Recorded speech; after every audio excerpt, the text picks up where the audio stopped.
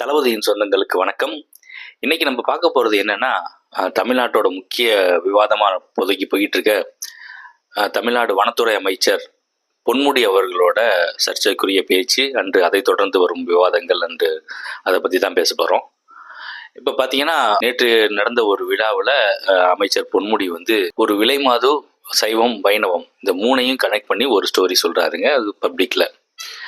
இதை பார்த்துட்டு டிஎம்கே ஒரு மிகப்பெரிய ஆக்ஷன் அவருக்கு அகேன்ஸ்டாக எடுக்கிறாங்க. என்னென்னா, அவரோட கட்சி பதவியை பிடுங்குறாங்க. அவர் டிஎம்கேவோட இணை பொதுச் செயலாளராக இருக்கார். அவரோட கட்சி பதவியை பிடுங்குறாங்க. எவ்வளோ பெரிய ஆக்ஷனுங்க. ஆனால் அவர் பார்த்தீங்கன்னா, தமிழ்நாட்டோட அஃபீஷியல் வனத்துறை அமைச்சராக இன்னமும் இருக்கார். நீங்கள் முதல்ல அவர் மேலே ஆக்ஷன் எடுக்கணும்னா என்ன பண்ணியிருக்கணும்? அவரோட அமைச்சர் பதவியை நீங்கள் பிடுங்கியிருக்கணும். ஆனால் நீங்கள் என்ன பண்ணுறீங்க? எலெக்ஷன் ஒரு வருஷத்தில் இருக்குது, நான் இந்த ப்ராப்ளத்தை எப்படியாவது ஆற போட்டாகணும், அதுக்காக டிஎம்கேவோட இன்டர்னலாக இருக்க ஒரு பதவியை பறிக்கிறீங்க. அந்த பதவியை நீங்கள் எப்போ வேணால் பறிச்சிக்கலாம், எப்போ வேணால் கொடுத்துக்கலாம். ஆனால் இந்த மாதிரி ஒரு தரக்குறைவாக பேசக்கூடிய ஒருவர் தமிழ்நாட்டோட அமைச்சராக இன்னும் கண்டினியூ பண்ணிக்கிட்டு இருக்காருங்கிறது ஒரு மிகப்பெரிய தலைக்குனிவுங்க. இதை டிஎம்கே காலங்காலமாக பண்ணிக்கிட்டு தாங்க இருக்காங்க. சிவாஜி கிருஷ்ணமூர்த்தி அவர் எப்பவுமே தொடர்ந்து இந்த மாதிரி தரக்குறைவான வார்த்தைகளை பேசுகிறாரு. பொன்முடி இதுக்கு முன்னாடி பல தடவைகள் இது மாதிரி பேசியிருக்காரு. அண்ட் பொன்முடி பார்த்தீங்கன்னா, ரீசெண்டாக 2023 சொத்து குவிப்பு வழக்கில் 3 வருஷம் தண்டனை பெற்றிருக்காருங்க. அதனால் அவரோட அமைச்சர் பதவி பறிக்கப்பட்டது. உடனே என்ன பண்ணிட்டாங்க, அதுக்கு ஸ்டே வாங்கி உடனே அவரை திரும்பியும் அமைச்சர் ஆக்கிட்டாங்க. இது டிஎம்கேல யூஸ்வலாகவே நடக்கிறது தான்.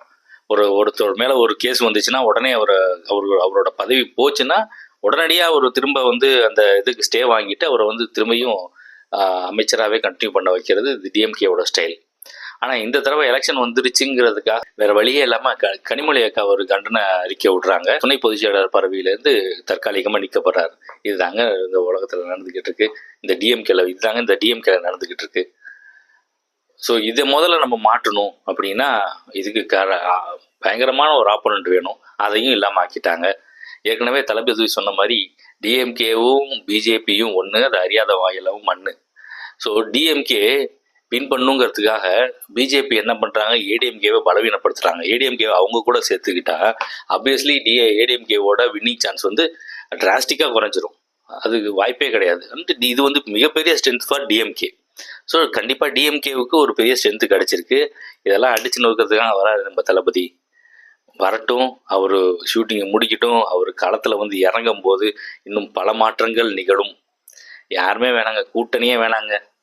கூட்டணியே இல்லாமல் தனியாக நின்று டிஎம்கேவையும் ஏடிஎம்கேவையும் அடித்து துவம்சம் பண்ணி தமிழ்நாட்டோட முதல்வர் நாற்காலியில் நம்ம தளபதி உட்கார போகிற நாள் ரொம்ப நாள் இல்லை, கூடிய சீக்கிரத்தில் நடக்க போகுது. இது தொடர்பாக உங்களுக்கு ஏதாவது கருத்து இருந்துச்சுன்னா கமெண்ட்டில் பதிவிடுங்க. நன்றி.